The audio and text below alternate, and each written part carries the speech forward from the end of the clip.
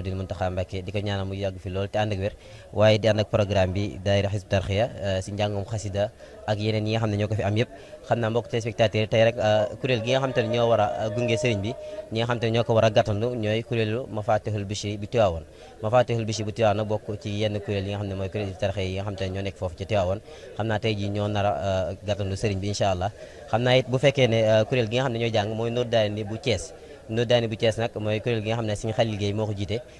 tey ji ñoo fas yéene ànd ak yéen ci programme bu am solo comme niñ saa su niñ koy baaxoo dikkee rek ci njàng mu neex incha allah te jaar yoon xam naa dañuy ànd ak mbokk téléspectateurs ñu ànd ak Sëriñ Maam Thierno Seye Sëriñ Kaso mi nga xam ne moo nekk si biir bu ko defee ñu dellusiwaat ci yeneen programme yi incha allah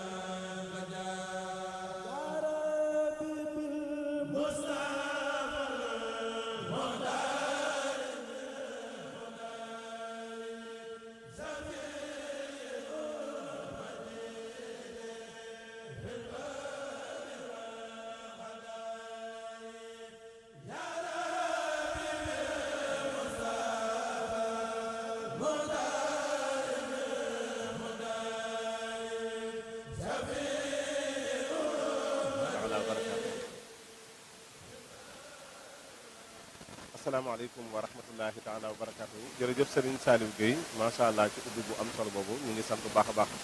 bokki téléspectateurs yi Serigne Abdou Lahad Bousso moom lañ jàkkaarloo ni Serigne Abdou Lahad mu mel ni teew ngeen ci masrabu saafi bu am solo bi Serigne Abdou Lahad bu ngeen teewee ci bis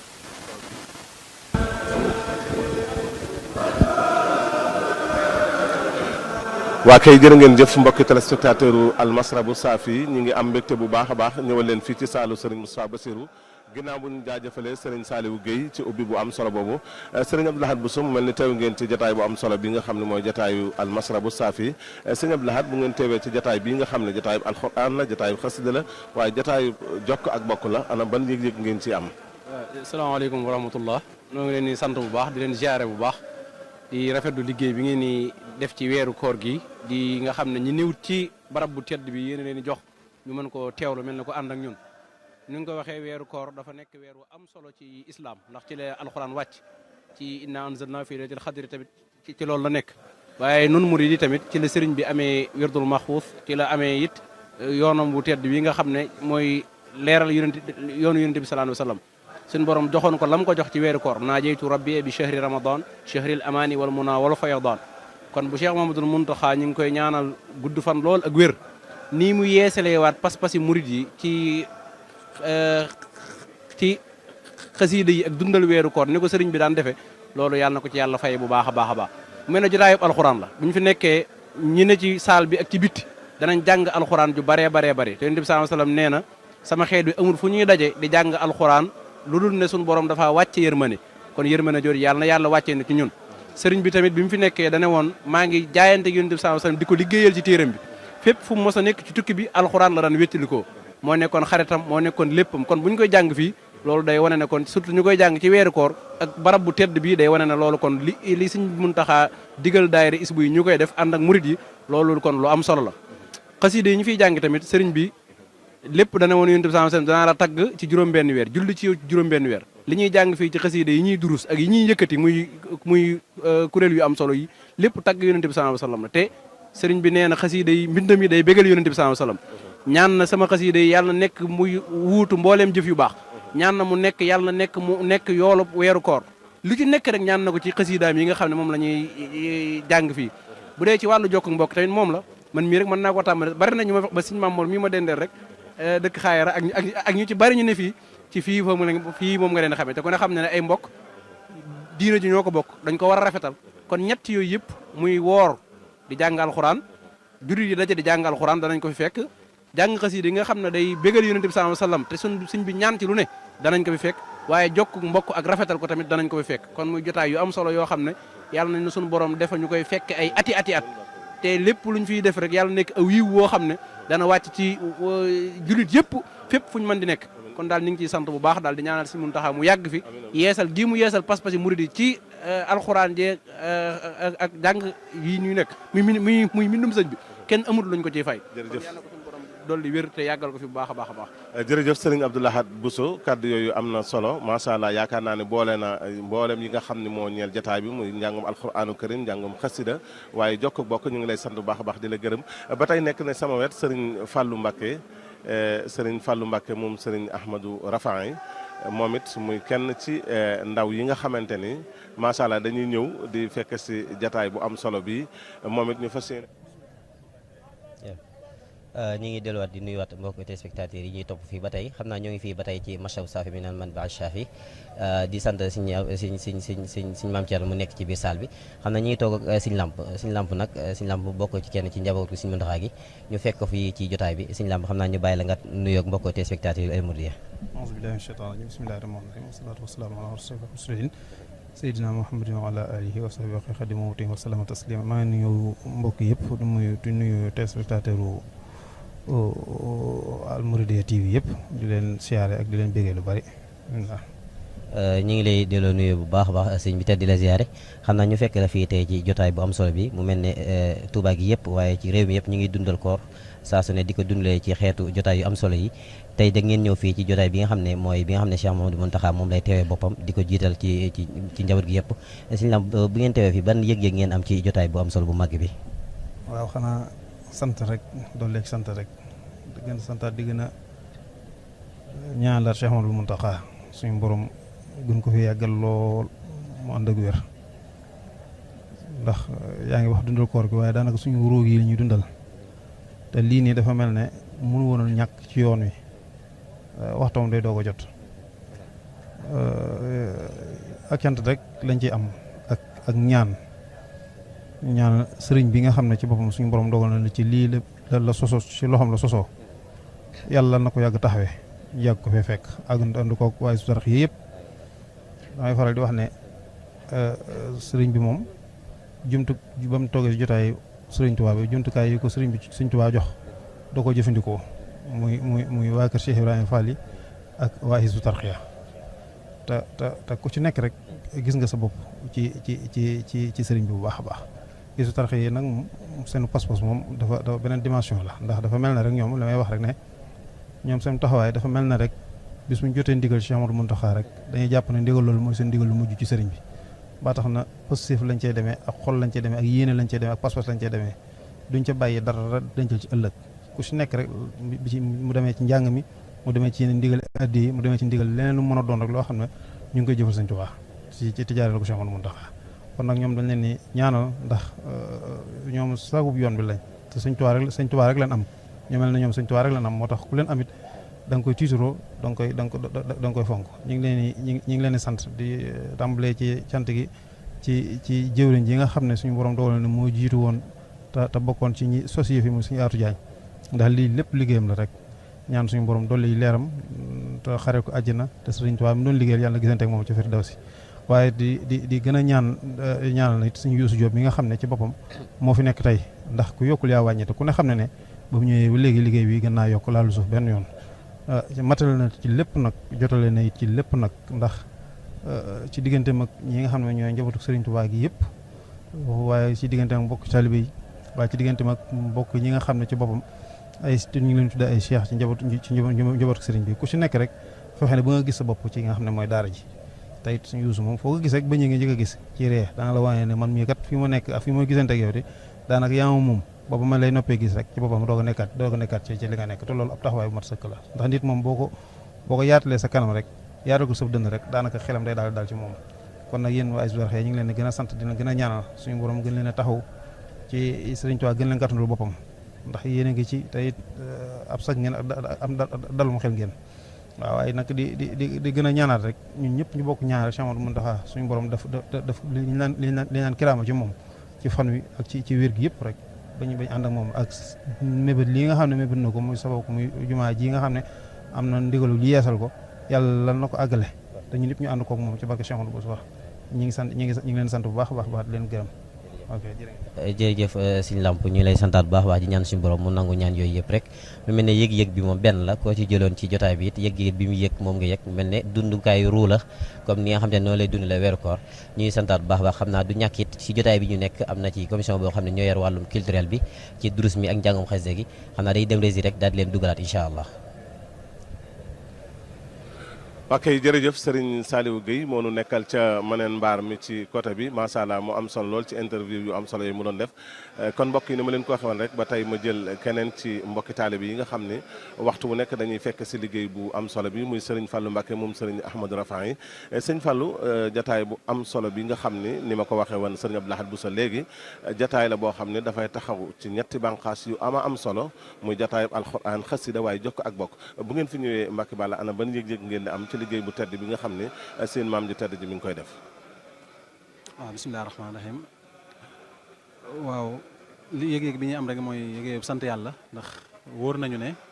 jotaay bi ñu nekk jotaay sëñ Bàmba la te loolu moom la murid bu nekk di wër rawatina nag ni nga ko waxee muy jotaay boo xam ne dañu fi jàng alxuraan goo xam ne mi nga xam ne ci koor gi la ko suñu borom subhanahu wa taala wàcce ci yonent bi sallallahu alayhi wa sallam muy mbirum sëñ Tuubaa tamit alxuraan moom alxuraan balaa xasida yi sax alxuraan mbirum sëñ Tuubaa la sëñ Tuubaa yàlla da koo jox ndax sëñ Tuubaa mooy koo xam ne yàlla da ko jox lépp lu baax lépp loo xam ne yàlla da cee jaar da ca barkeelal ay nit jox na ko sëñ bi alxuraan ci la bokk moo tax murid yi balaa ñoo tàmbalee jàng xasida ay kaamil lañ fi wàcc ba noppi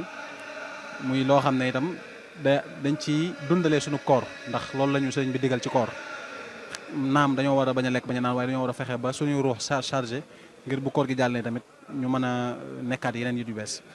bu dee ci wàllum xasida yi tamit xasida yi moom daa bokk ci jumtuwaay yi nga xam ne moom la sëñ bi di jëfandikoo ngir defar murid yi ndax bu dee wàllum pas-pas gis-gisam dëgg-dëgg ci xasida yi la koy wane bu dee ci wàllum taarix gis-gisam dëgg-dëgg ci xasida yi la koy wane bu dee ci bëgg yonent bi sallallahu alayhi wasallam ci xasida yi la koy wane julli ci yonent bi sallallahu alayhi wasallam noonu nga xam ne diggante pas-pasu sëñ bi digganteem ak yàlla murid bi mi ngi koy xamee ci xasida yi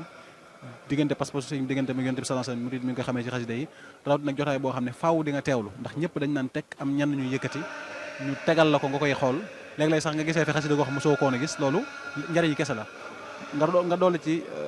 jokk mbokk gi mu am jokk mbokk di ponk ci lislaam ndax suñu borom subhanahu wa taala dafa wax ne ku ko bàyyi man maa lay bàyyi te ni ko sëñ Abdoulaye waxee léegi léeg-léeg nga xamante fekk koo xam ne seen xamante fii lay tàmbalee te la cay juddoo ci aw yiw ak jariñante kenn xamu nu mu toll waaye loolu lépp nag dañ koy delloo cant gi balaa ñu koy dalee ci ba ñu mu wéy ba ci suñu borom subhanahu wa taala dañ koy tàmbalee ci suñu Cheikh Mouhamadou Mountakha mi nga xam ne moom daa mel ne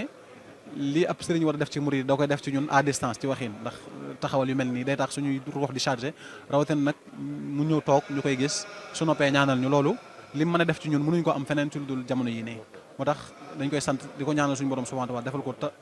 xar baaxuk dund gu sax dàkk te ba noppi mu ànd ko wér ba noppi ñu ànd koog moom ba noppi lépp di ngërëmal suñ Tuubaa te buñ ko amee ba noppi nag ñu bañ caa yëg suñ bopp jërëjëf. ok jërëjëf Serigne Fallou Mbacké ñu ngi lay sant bu baax a baax di la gërëm yaakaar naa ne mboolem ñetti banqaas yi nga xam ne yëpp wax naa la ko lu ci nekk andi nga ci ay njariñ yu am solo yàlla na ko sunu borom subhanahu wa taala defal waaye yàlla yàggal fi Cheikh Mouhamadul Mountakha ci barkab leen Mountakha aw sel bi xayri law mi bu saaratan taxludu kulli yow mi nawwir bi jaahil Moustapha Mamari wa majalisi wa maskani wa birri kon mbokk yi lii lañ leen jëlale woon ci salle Serigne Moustapha Bassirou bu tey ci jataay bu am solo bi nga xam ne mooy almasrabu saafi kon damay dem ci Baye Mansour ba ci kanam incha allahu taala jërë ngeen jëf. waaw kon jërëjëf Serigne Kosso Seye ci kàddu yooyu nga xam ne jib na fi ak yi nga xam ne yëpp nit ñi jotal nañ ko ci bis bii di xew-xew bii di almasrabu saafi tey nag di ñaar fukki fan ak benn ci weeru Ramadan dëppook le 22 mars 2025 ñu ngi fii ci kër Sëñ Touba gi ni ngeen ko xamee ngir njàng mi nga xam ne Cheikh Mouhamadou Mountakha Mbacké moo ko joxe ndigal kuréelu Hizbut Tarqiyyah di ko ay loo ci gunge bi ak ci gàttandu bi ak ci njàng mi ci biir salle bi tey nag ñi ngeen dégg noonu ñuy yëkkati xasida yi di xaar kilifa di yegg si mooy kuréel bi nga xam ne mooy nañ duppee kuréelu Mafatir Bichri bu Hizbut Tarqiyyah bu Tiwaawan ci kii jiite njàng mi di sëñ Fallou Ndiaye moo jiite njàng mi ñi nga xam ne tam ñoo ci biir salle bi toog di xaar sëriñ bi yegg si ba ñu jàmmali njàng mi mooy kuréelu Nour Daarayni bu Hizbut Tarqiyyah bu Thiès ci njiital sëriñ Khalil Guèye kon loolu mooy programme tey bi incha allah balaa yàgg danañ jox kàddu gi ñi nga xam ne ñoo yore bunt yi nga xam dañ koy andi ci xasida yi diggante anglais bi ak arabe bi tey ji Serigne Abdoulaye Wade moom moo war a ñëwaat ki ci war a toppaat di Serigne Ousseynou Gaye moom moo leen andi buntu arabe bi kon du ñu def dara lu dul jébbal leen kàddu gi ndax comme ñoom yegsi nañ incha allah bu ñu noppee ñu dalal kenn ci waa kuréel gi mu wax ñu programme ban lay doon incha allah kon ñuy sant ñëpp di gërëm ñëpp ci teewlu bi bàyyi gi xel ak ñaan Cheikh Mouhamadou Mountakha Mbacké mu yàgg fi lool te ànd ak wér ànd koog njabootu Sëñ Tuubaa gi yëpp ak mboolem julliti mboolem taalibe yi jërë ngeen jëf.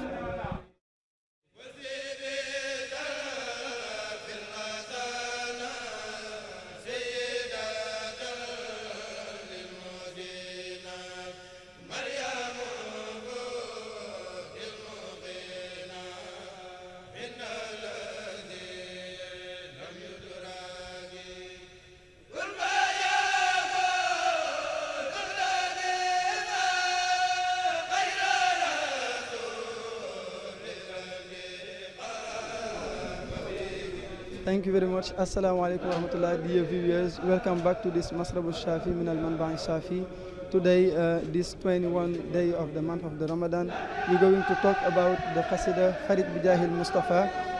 If you are used to be following the performances, each time it's the last Qasida that we have in the performances. So today we're going to talk about it. Farid Bijahil Mustafa is the opening line of a 15-verse poem composed by Sheikh Ahmadu Bamba in the Raja's metrical style. It is an ardent plea and a fervent prayer also in favor of the community of the Prophet Muhammad sallallahu alaihi wasallam. This community, which was a constant preoccupation of the best of creatures, his declaration on the day of Arafat is a proof that he really consider this very nice community, but also he will make the same declaration on the day of the judgment day, when he will say, my community, save it. So this poem is an acrostic of a verse fragment from the Quran, فَاسْتَجَابَ لَهُمْ رَبُّهُمْ, which means their Lord their Lord has heard them. So it is in Surah Al Imran in the verse 195. The preamble opens with the formula Salatul Fatihi, after which the Shaykh reveals the purpose of the poem when he declares, grant the relief to his community, may the peace and salvation of God the Most High be upon him, his family and his companions. So from there the major theme is clearly revealed, a prayer for the community of the Prophet Muhammad sallallahu alaihi wasallam. We immediately perceive a deep empathy also from the very first line. He will say, Farid Bijahil Mustafa an ummati, Ya mukhrijan abdan kaza min ghummati. Grant your relief on the name of the purest chosen one, Al-Mustafa, to his community, O you who dispel the troubles of your slave that I am. So this verse reflects the architecture of the poem, combining both a prayer in favor of the community and a mark of gratitude from the Sheikh to his Lord. So this dynamic continues in the next line, authenticate peace and salvation in favor of the Prophet, his family and his companions who are the upright. So he is also going to keep on that. And one of the most striking aspects of this poem is the recurrence of the term community, which is used in provision. So for instance, in verse 3, the author writes, preserved by his blessing and that of those his community, O you who has subdued it by my enemies. So this evocative impulse is maintained until verse 10. However, we must appreciate a lexical richness as the Sheikh avoids explicitly naming the community while referring to it under different appellations. Lil Jamihil Muslimin, the whole of the submissive. Li Jamihil Muhsinin, the whole of the virtuous men and women. Liman yuhibbunaka, those who are enamored of you, those who love you. Li Zawil Imani wal Islami, those who possess faith and submission. Another essential aspect of the intensity of the succulent prayers addressed to God for the community of the Prophet ﷺ is that he used, for example, Amna Rabbal Alamin, the security of the Lord of the worlds. Verse 5, Ma Yamhur Rahab, gifts that erase anguish, verse 7. Wajih Farajan Bila Azan, relief without prejudice, verse 8. Khairu Busharatin Bila Malami, the best happiness devoid of blame. It is in verse 9. So verse 10 marks an important turning point. The poem shifts to an expression of gratitude to Allah for His blessings. Maybe it is just like it means that the prayers have been approved and accepted, and then there was time to give thanks to Allah. The Sheikh writes, "You have whipped out the sorrows of your slave and servant. You have brought his action to you." He concludes by asking for ijabatan, granting for himself. Finally, it's worth noting the plurality of God's resplendent names in this poem. The Sheikh invokes, for instance, Ya Wahidan, the one, Ya Wahib al-Amani, the provider of security, Rabb al-Alamin, the Lord of the worlds, Wali al-Muminin, the protector of believers, Ar-Rahman, Ar-Rahim, the clement, the merciful, Ya Shakur, the most grateful, and all those names, all those nice names of God shows that it is very, that was very useful for this poem, Farid Bijahil Mustafa. So those lexical aspects give the poem an exceptional richness, which is a very nice prayer, a very great poem, full of plea for the community of the Prophet Muhammad sallallahu alaihi wasallam. So we wish long life to Serigne Muntaha, and we wish also that God brings peace to all the Muslims all around the world. Thank you very much.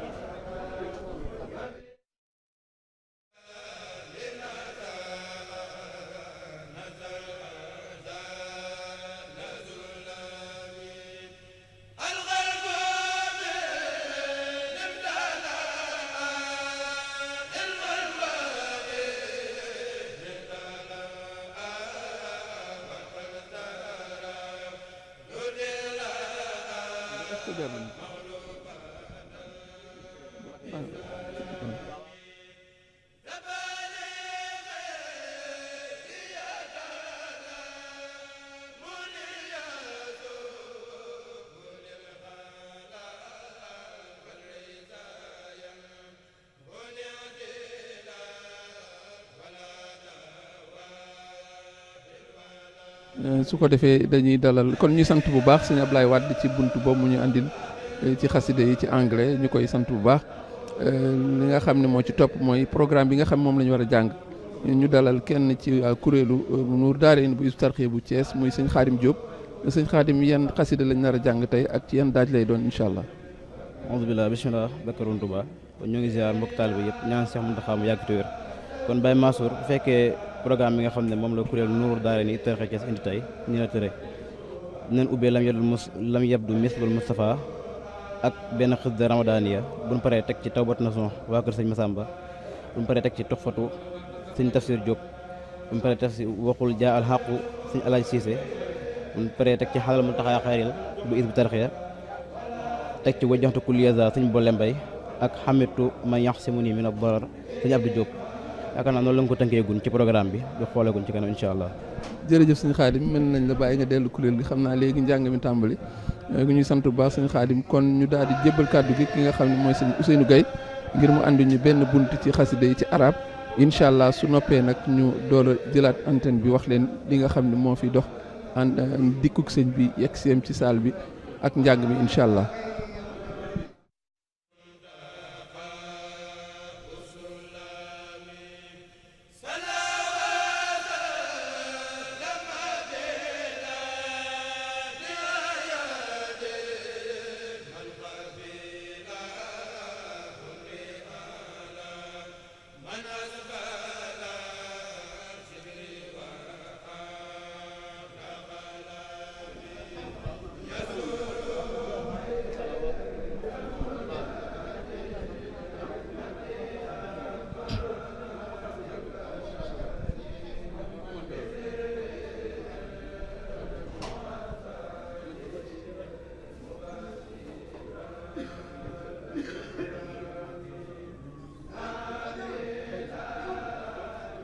أعوذ بالله من الشيطان الرجيم بسم الله الرحمن الرحيم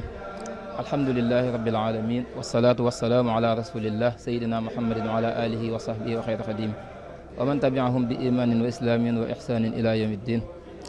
نحيي جميع المشاهدين والمتابعين لهذا البرنامج الرمضاني وندعو الله سبحانه وتعالى أن يوفق صاحب الفضيلة الشيخ محمد المنتقى وأعظه ونصره نصرا مبينا وأدامه فوق رؤوسنا إخوة الكرام، كما تترقبون هذه الحلقة المختصة لدراسة قصائد العالم العلامة أبي المحامد الشيخ أحمد بامبا مكي السنغالي رضي الله عنه ونفعنا ببركاته. واليوم سوف نعرض لكم قصيدة أخرى معروفة ومشهورة من ضمن هذه القصائد، وهي ذات أهمية كبيرة وفائقة، وهي قصيدة كن كاتما. يعني اسم القصيدة كن كاتما، وسبب تسميتها لهذا الاسم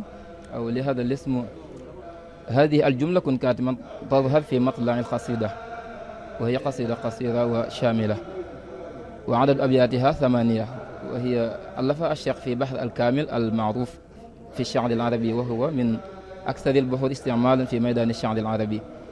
وإذا رجعنا في بعض المراجع والمصادر المريدية، يعني العلماء والباحثين للمريدية، يقال بأن الشيخ ألف هذه القصيدة مخاطبا أخاه ومريده الكبير الشيخ إبراهيم فاطي. وعلى أي حال، إذا أمعنا النظر في الموضوع الذي تناوله الشيخ في هذه الأبيات، نرى واضحا بأن الخطاب موجه إلى كل المتعلمين جيلا بعد جيل، وهي وصايا ونصائح قيمة يخاطب جميع المتعلمين،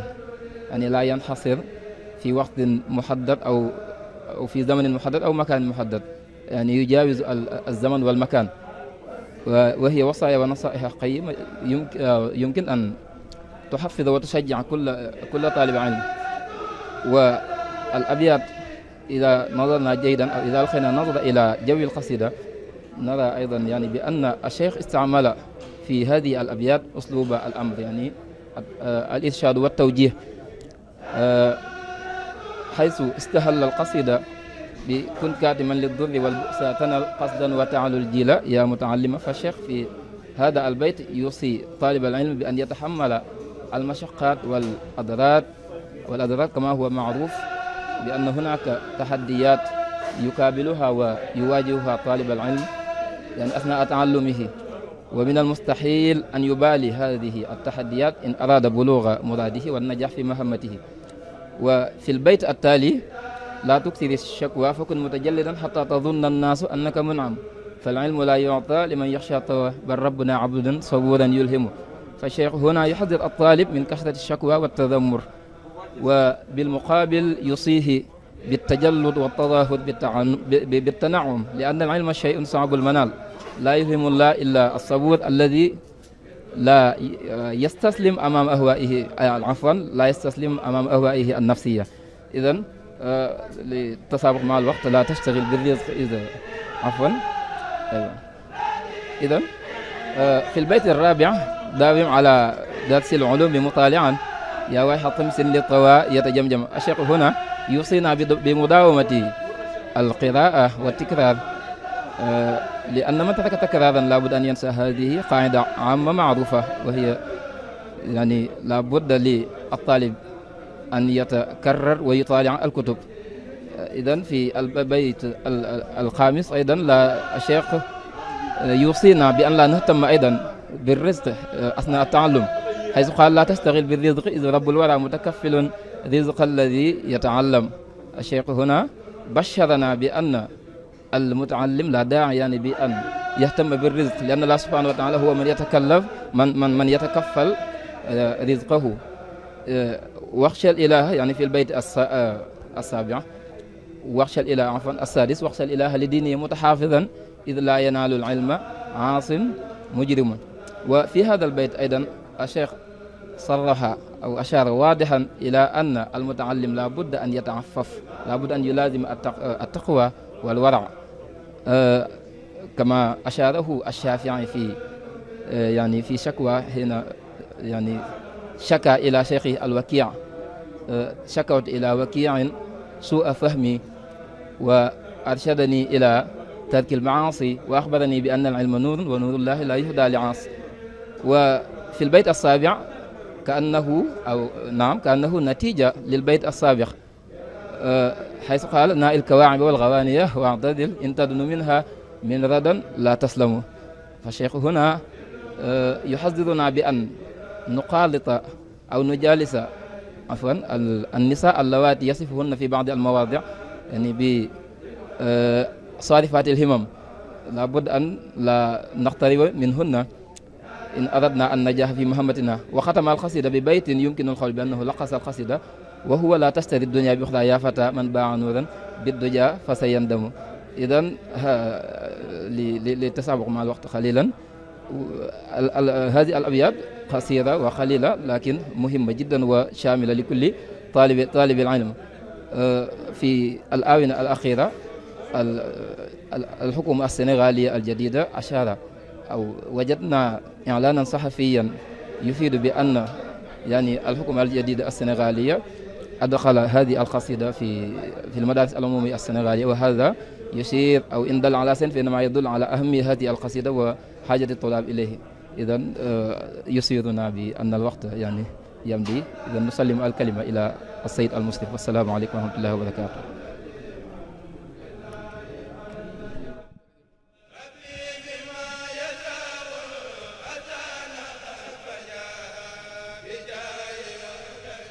waaw kon ñu sant bu baax sëñ Ousseynou Gaye ci buntu boobu ñu andil ci xasida yi ci arab gannaaw bu ko sëñ Ablaye Wade defee moom tamit sëñ Ousseynou Gaye doon waxtaan ak yéen ci xasida Kun Kaatiman. kon ni ngeen ko gisee ci image yi kon sëriñ bi jege si na ci salle bi mu ngi noonu otom bi dugg si ànd ak ñi nga xam moom la baaxoo àndal. gis ngeen tam force de l'ordre yi ñi nga xam ne ñooy saytu lépp luy mën a tax niñ ko bëgg ñu amee ko ni. kon loolu mooy fi ñu toll nii li jàll su ko defee nous allons donc très rapidement faire une synthèse de ce qui se passe en ce lieu. C'est un protocole immuable. Le khalife est en train, n'est-ce pas, de s'entretenir avec Serigne Youssouf, à qui a été confiée la responsabilité de l'organisation de cet événement. Et le khalife, bientôt, quand il sera dans la salle, vous le savez, c'est le démarrage de la déclamation. Nous voyons donc Serigne Youssouf et tout le staff des Hizbut Tarqiyyah qui s'amènent. Également, il y a l'entourage fidèle du khalife. Et nous voyons Serigne Moussa Nawel, Serigne Galas Kalsom, Serigne Khadim Diop et les autres pour ne pas tous les citer. C'est dire donc que c'est un programme qui est toujours le même. Nous voyons donc sous nos yeux la voiture du khalife passer. Ça veut dire qu'il est à quelques encablures de la salle. Et pour cet événement qui de plus en plus est inscrit dans l'agenda du mouridisme, dans l'agenda du mois béni de Ramadan. Vous voyez donc le groupe des chanteurs de la Daara Hizbut Tarqiyyah de Tivaouane, le Bichri de Tivaouane, n'est-ce pas, qui sont là accompagnant le khalife. Et vous le voyez, c'est le même scénario. Les week-ends, il y a la salle très tôt refuge du monde. Et c'est parce que simplement chacun veut être là, chacun veut être présent, chacun veut glaner tous ces bienfaits qui sont distillés à travers ces khasaïd que les uns et les autres, n'est-ce pas, chaque jour s'affairent à déclamer avec la plus grande dextérité. Nous voyons également à l'unisson tous les autres aspects qui sont pris en charge. C'est la sécurité, c'est le service d'ordre, c'est les secouristes, c'est également ceux-là qui se préparent pour que, après la rupture, ils puissent distribuer des victuailles à suffisance pour que chacun puisse. Pour dire donc que rien n'a été laissé au hasard, on veille au grain et il est heureux que les choses se passent ainsi. Et nous voyons également, on ne peut pas manquer, n'est-ce pas, de dire quelques mots à l'endroit de tous ceux-là qui sont fidèles et qui se trouvent à des millions de kilomètres d'ici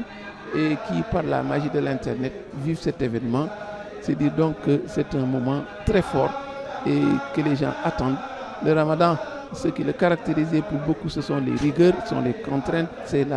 la soif, la faim. Mais ce Ramadan-ci, évidemment, Serigne Mountakha a fait une opération alchimique et qui en fait, n'est-ce pas, un événement des plus resplendissants, un événement que les gens, n'est-ce pas, sont pressés de voir arriver, comme ce qui était arrivé au Cheikh quand il écrivait Ya Khayra Dhayfi, pressé de voir ce mois arriver. Avec le même pincement de cœur, il avait écrit Yazal Boucharati, puisque